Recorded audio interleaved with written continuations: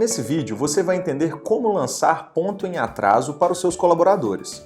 Caso você ou seus funcionários esqueçam de bater ponto, é possível inserir posteriormente no sistema de duas maneiras as informações corretas. Vamos lá?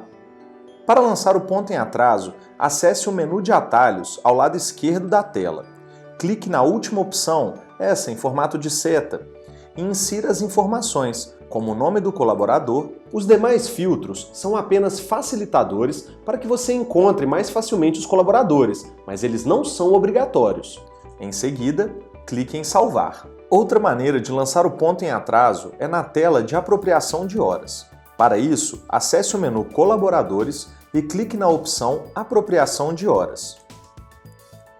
Selecione o colaborador, a filial, a data e clique em Consultar. Você verá uma lista com todos os seus colaboradores. Clique em Registrar ponto em atraso para editar o ponto de um colaborador específico. Nesta nova tela, selecione o nome do colaborador, a justificativa e também a data do ponto que você deseja editar. E não se esqueça também de colocar a hora.